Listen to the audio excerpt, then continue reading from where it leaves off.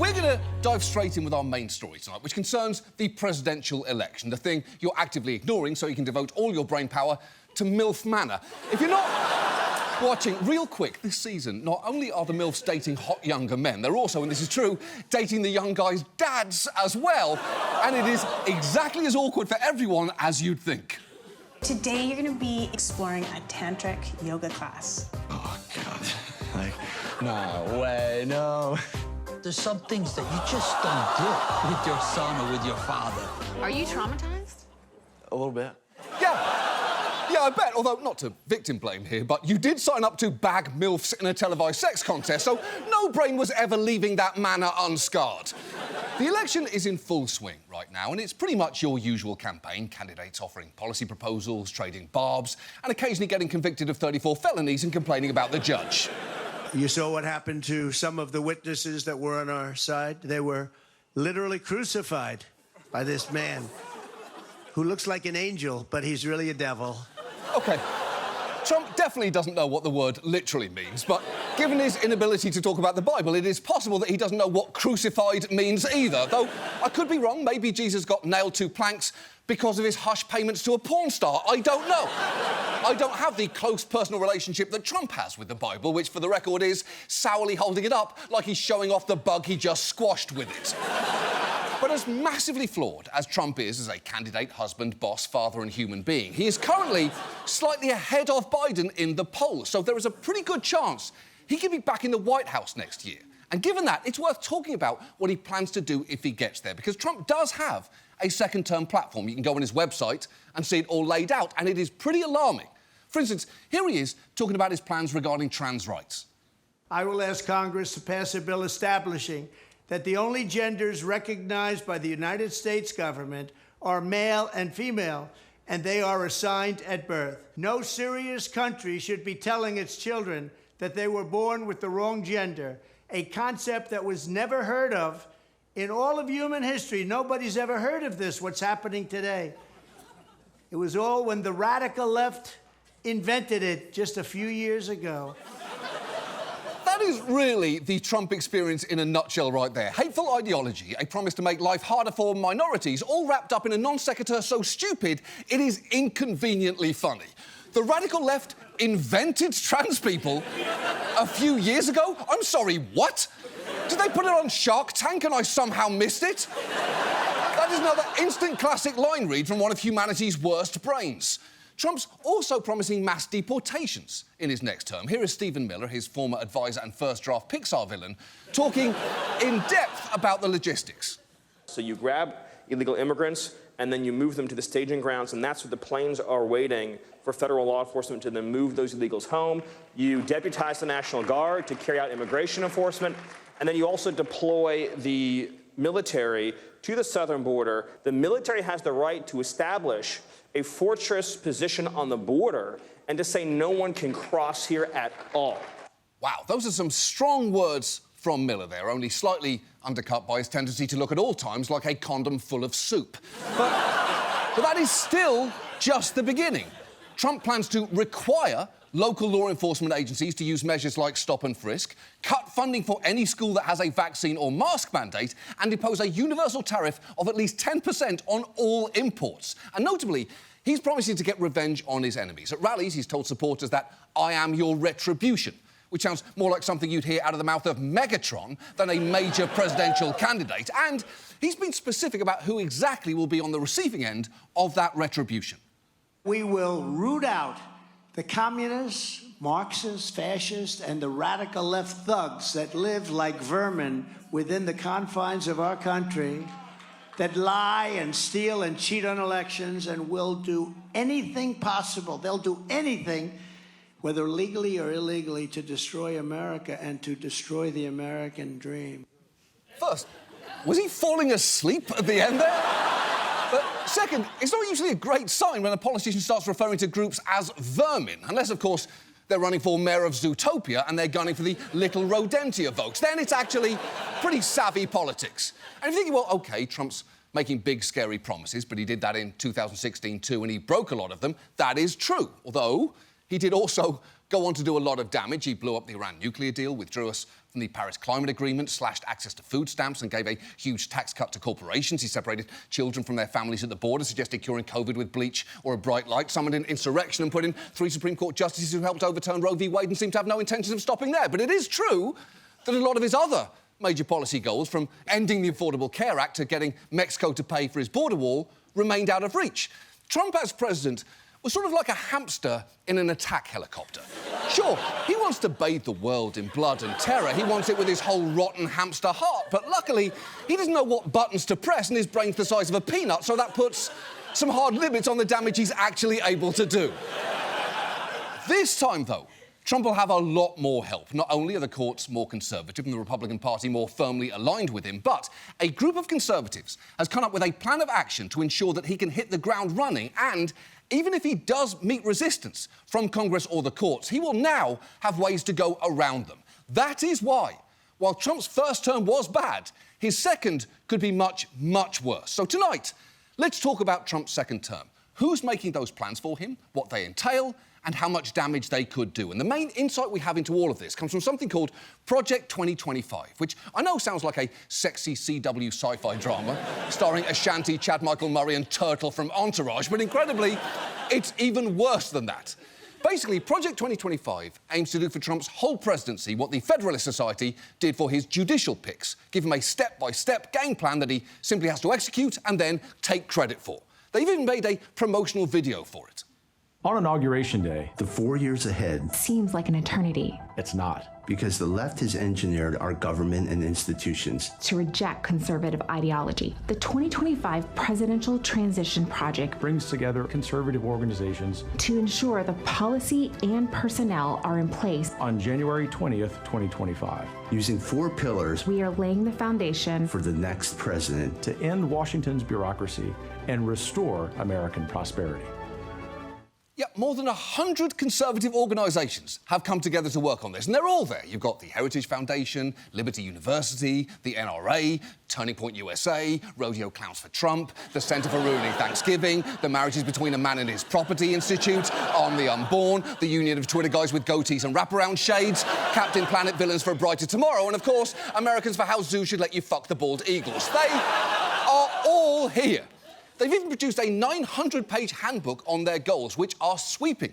It proposes dismantling NOAA, the agency that tracks hurricanes and protects marine life, because it's, quote, one of the main drivers of the climate change alarm industry.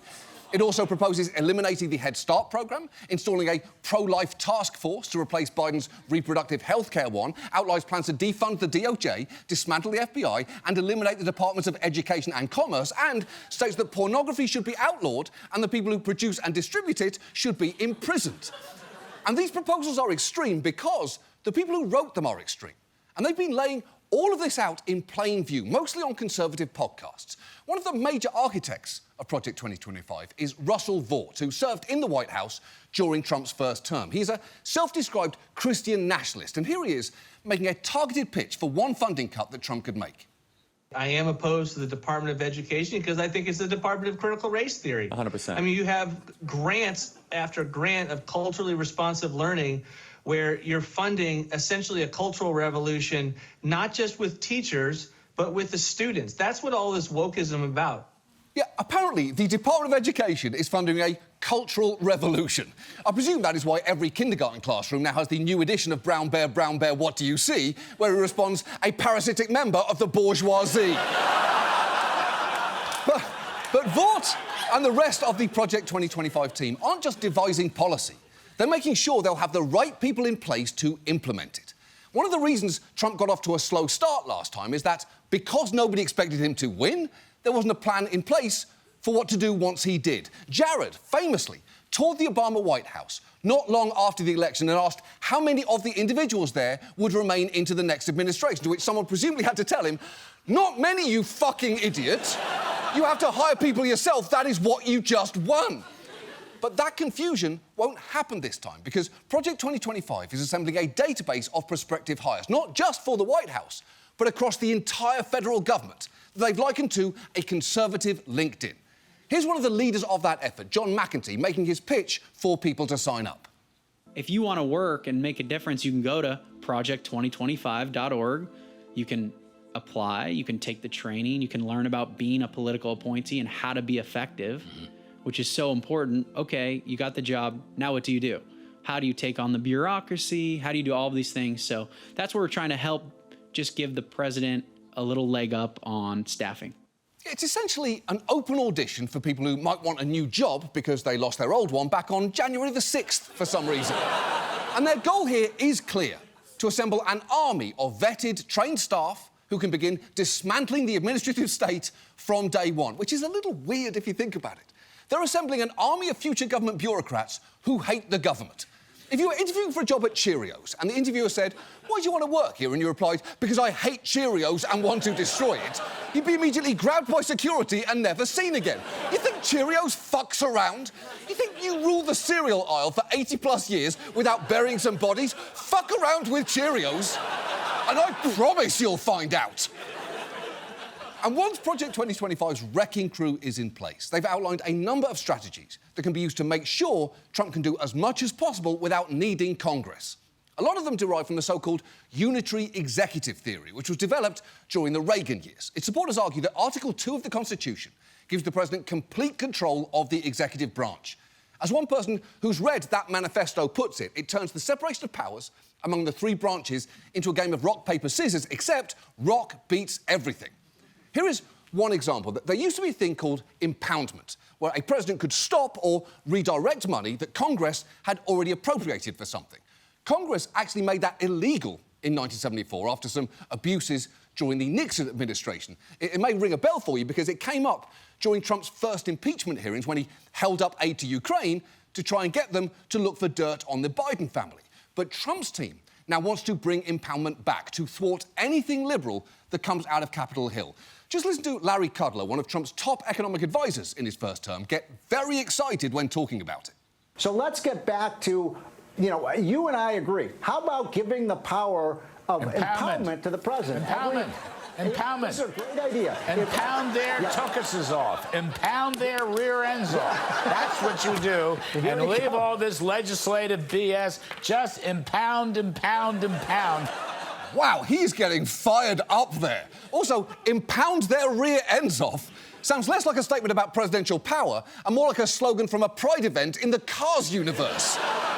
But it goes well beyond impoundment. In fact, it's one of the most boring-sounding parts of Project 2025 that could actually end up being the most insidious because it could make achieving all Trump's other goals so much easier. It's called Schedule F, and to explain it, I'm afraid I'm going to have to briefly talk about government HR procedures. So just sit tight, and when we're done, I promise I'll play you another clip from MILF Manor as a reward. Very basically, there are two kinds of federal employees. The first group are merit-based career positions. These jobs tend to be experts, administrators, and support staff that do the important work of keeping the government running. It could be an engineer at NASA, a nurse at the VA, or a railroad safety inspector at the Department of Transportation. Workers like that have robust employee protections, meaning they can't be fired for political reasons because their jobs aren't political. That way, they can work over many administrations, gaining the kind of extensive experience that the government needs to function. The second group consists of political appointees, like cabinet secretaries and those under them. They are hired by a new administration to ensure the campaign promises of the new president are being worked on, and they tend to leave when that administration does. There are about 2 million career federal employees and only about 4,000 political ones who change depending on who is in charge. Those are the ones the new administrations do have to hire in, Jared, you fucking idiot. OK, that is essentially all the background you need to know about federal personnel management. If you're bored, it's over, and if you're hard, welcome home. And either way, here is that promised clip from MILF Manor. I'm definitely conflicted kissing Joey, and it is so weird because my son's name is Joey, and they kind of look alike. Oh, my God! Oh, my God! I will say this. I know that is gross and incestuous, but you all liked that shit when it was on Game of Thrones. You lapped it right up. If that clip had a dragon in it, would that make it any better for you? Anyway, during Trump's first term, he got frustrated by the fact so many of the career government employees seemed to be undermining him by telling him things that he wanted to do were illegal, or that things he said were wrong, or, you know, testifying publicly about the laws they'd seen him break. But Schedule F would fix all of that. Basically, it's a new designation that would reclassify around 50,000 career civil servants as political appointees, meaning they wouldn't have civil service protections from getting fired, and whoever replaces them could be hired on loyalty, not on merit. Here is Russell Vought explaining the plan to Don Jr.'s fiancée. We have a number of ideas, most notably Schedule F, which allows us to reclassify. If you work on policy, you have the opportunity to be reclassified and turn into an at-will employment. That doesn't mean you're going to get fired tomorrow, but that does mean that you are now working for the President of the United States. You're not working for your own institution or your own institutional benefits. Right. You don't work for the institution, you work for the President. So if, for example, you're a government weather forecaster using your expertise to predict the path of a hurricane and, hypothetically, a president assembles the press only for it to become clear he's extended your map in black Sharpie for some fucking reason, your job isn't to correct him, it's to say, absolutely right, Mr. President, you truly are the best at weather. Except the truth is, Trump wouldn't even need a Sharpie to do it next time, because whatever map exists in his head would already be the official position of the National Weather Service. In that interview, Vought goes on to lay out exactly what Schedule F would do, and it is worth listening to him closely because it's very important, even if Kimberly Guilfoyle is clearly not listening to him at all. The whole notion of independence, Kimberly, there's this view for 100 years that agencies should be independent of the president. And some of them are really independent under statute, and some of them just want to call themselves independent. Sure. All of it's unconstitutional, and all of it is designed so that a president of the United States can't call these individuals up and say, hey, you guys work for me. This is my policy agenda. This is what I want you to do. I will say, that dead-eyed sure is absolutely the level of conversational buy-in I'd expect from someone in a relationship with Don Jr. There are Tibetan monks who aren't that good at mentally transporting themselves somewhere else. Now, interestingly, Trump actually signed an executive order enacting this Schedule F plan back in October of 2020, but barely anyone noticed because the whole thing had been developed in secrecy and issued only 2 weeks before the election. Under it, anyone with a role developing policy could be reclassified. But they basically decided that almost any role could be policy-related. In fact, Vought, who was serving as Trump's director of the Office of Management and Budget at the time, drew up a list of potential employees that could be reclassified that amounted to 68% of his department's workforce. Now, thankfully, Biden undid Schedule F immediately upon taking office, but Trump says he plans to reinstate it on day 1 of his second term. And to understand just how consequential that could be, it is worth going back to that guy you saw earlier, John McEntee. He's a big proponent of Schedule F. He also happened to work as the director of the White House Personnel Office for the last year of Trump's first term, a job that he got at the age of just 29, after initially starting out as the guy who literally carried Trump's bags. Here is McEntee telling the fun story of how he got his big promotion. I was walking with the president on the colonnade in the White House. He said, what's on the schedule today? I was reading through 9 a.m. this, 10 a.m. that. I said, you have your PPO meeting. He said, PPO? I said, yeah, the personnel office is coming by. He said, oh, I've always had so many problems with that office. And then he just looked at me and said, do you think you could run that office? And for some reason, I said, yes, I could run that office. Wow. That is an amazing story, although I don't know how good it makes you look, to be honest. So there I was, holding the president's purse, when he says, hey, you're alive and in my field of vision. Do you want to do some shit so that I don't have to? He really saw my value in that moment.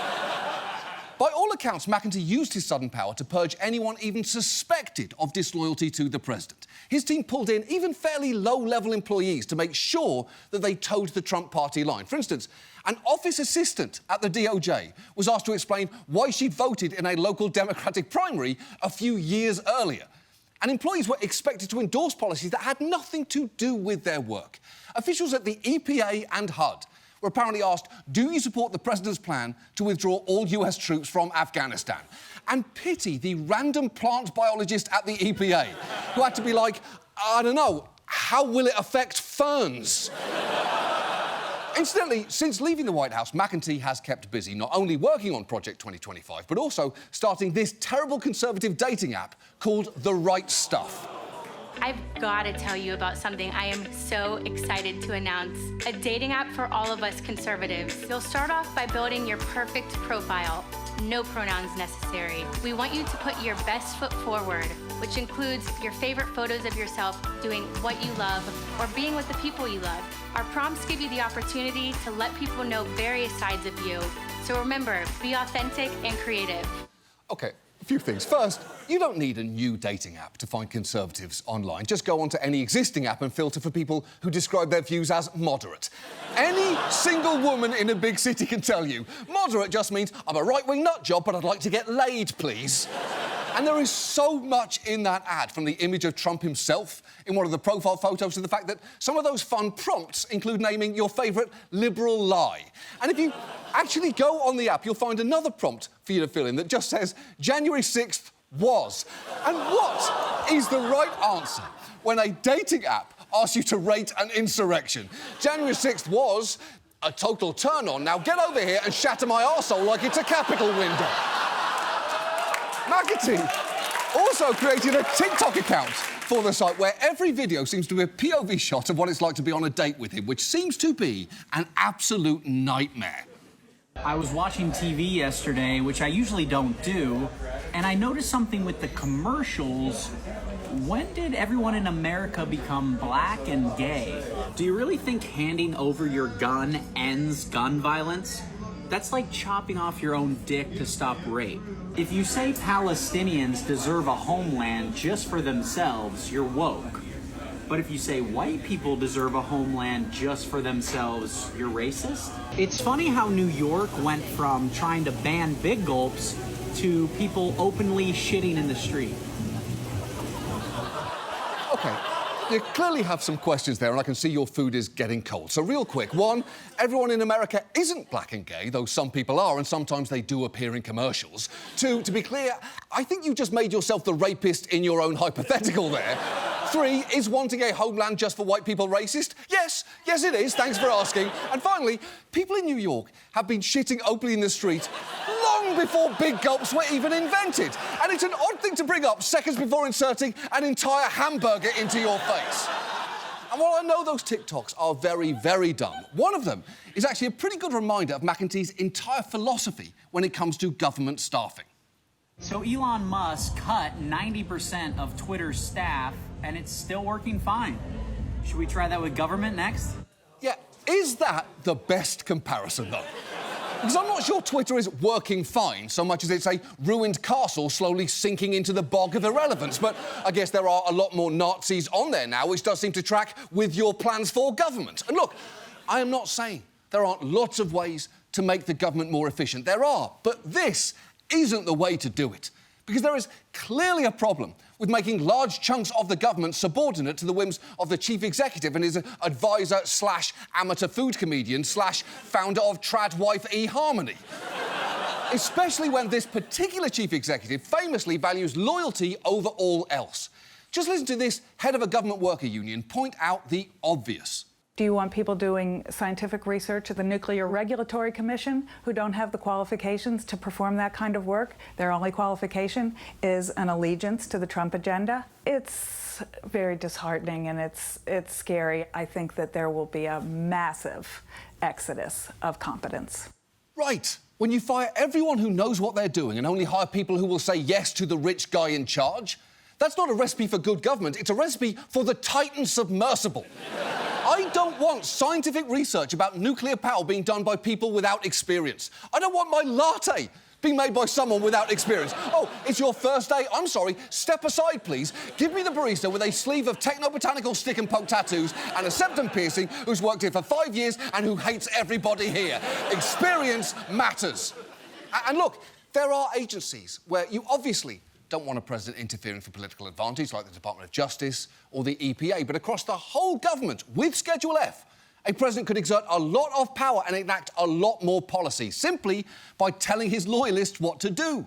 For instance, Trump wouldn't need Congress to vote on a nationwide ban on abortion drugs when he could simply have his FDA declare them unsafe instead. That plan, incidentally, is specifically spelled out in Project 2025's handbook, which suggests the president have the FDA reverse its approval of chemical abortion drugs.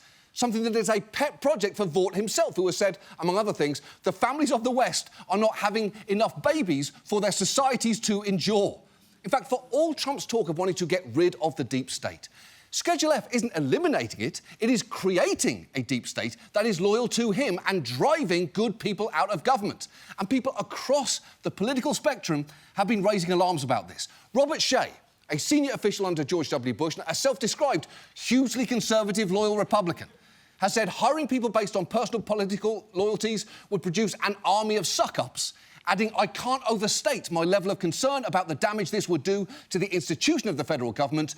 You would have things formerly considered illegal or unconstitutional popping up all across the government like whack-a-mole, and the ability to fight them would be inhibited. But that's probably the point here. And I do get that Trump unravelling civil service protections isn't the sexiest headline. But it's also the action that could unlock his ability to do all the incredibly damaging things that he and those involved in Project 2025 have been planning. So, what do we do here? Well, the simple thing is, don't vote for Donald Trump. I don't know if you were planning on doing that, but I think it should be clear by now that the official position of this show is that you should not vote for Donald Trump. Not for president, not for winner of the Masked Singer, basically not for anything. And while I have a lot of problems with Biden, he's clearly the better of the two options, which I recognise is a very low bar. Being better than Donald Trump cannot be the standard because Trump himself is the very absence of a standard. But the truth is, even if Trump loses, that won't be the end of this. The people who cooked up Project 2025 will just move on to Project 2029 instead, because for them, this is about so much more than just one election or indeed one candidate. Project 2025 is born from an impulse as old as America. It's an impulse that says one class of Americans is entitled to lead, and the rest of us are lucky to be allowed to serve, that thinks there should be a limited government when it comes to rules they have to live by, but also a unitary executive to keep the rest of us in line. These are old ideas that have been shouted from podiums by the likes of George Wallace and Pat Buchanan, but have now been placed into a new handbook for an only too willing president to use on day one. And in a perfect world, I would love if we had an opposing party better able to articulate a strong defence of our country's ideals and that also consistently lived up to them. People are entitled to hope for more from the next 4 years than someone just not being Trump, and for at least 2 Supreme Court justices to die. I'm not saying which ones I would prefer, but I think we all have our top 2. And for anyone tempted to think, well, we survived Trump's first term, first, not everyone did. And it should hopefully be very clear by now, a second Trump term really does promise to be far, far worse. Because if Trump's first term was defined by chaos, his second could be defined by ruthless efficiency. And that should be troubling to absolutely everyone, because Project 2025 is a movement whose members joke about wanting a white homeland and insist women have to have more babies to uphold Western society. And its work could be about to be funneled through a man who happily calls his fellow Americans vermin. It is not subtle, it's hard to miss, and once you see it, you cannot unsee it. And I know that's bleak, so let me leave you with something to which that exact same description can actually apply. Your third and final clip from MILF Manor. Oh my God, the dads are hotter than the sons. Even the one on the crutch. I want the one in the crutches. Yeah, definitely the dads are giving me coochie tingles. Would have never thought I'd see my son in this situation with, all these older women. Just never thought you'd like older women. Yeah, no, I do. I want to call him mommy. We need to be better than this. We need to be better than all of this.